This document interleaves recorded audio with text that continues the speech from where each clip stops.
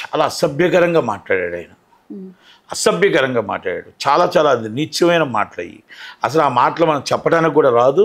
కనుక దగ్గుబాటి ప్రసాద్ గారు ఏదైతే ఉందో ఆయన ఎమ్మెల్యేగా అనర్హుడుగా మాట్లాడచ్చు. ఎందుకంటే ఆడబిడ్డ, ఆడపడుచు, అక్క చెల్లెళ్ళు తెలుగుదేశానికి అండ. ఆ తెలుగుదేశం వారసుడే నందమూరి తారక రామారావు గారి మనవడే ఎన్టీఆర్. అంటే ఇక్కడ నందమూరి తారక రామారావు గారు పెట్టిన పార్టీలో ఆయన one of the family member. ఇక్కడ ఏదైనా ఇష్యూలు అదేమైనా ఫ్యామిలీ ఇష్యూస్ ఏమిటో వాళ్ళు చూసుకుంటారు. మీకెవరు, మీరెవరు అంటే మీరు సినిమా మీద ఆ ప్రతాపం చూపించడానికి ఎవరు అడుగుతాను.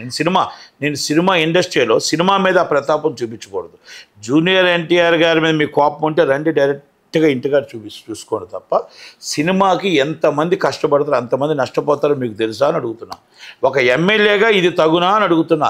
ఒక బాధ్యత గల మీరు పౌరుడిగా, ఎమ్మెల్యేగా, ఒక తెలుగుదేశం పార్టీలో ఒక కీలక సభ్యుడిగా మరి ఆ నాయకత్వం మీరు ఆడపిల్లల జోటుకు వస్తే తాట తీస్తామన్న గంటకి ఈయన మాట్లాడినందుకు మరి ఏ సమాధానం చెప్తారో లోకేష్ గారు, చంద్రబాబు నాయుడు గారు సమాధానం చెప్పాల్సిన బాధ్యత ఉంది.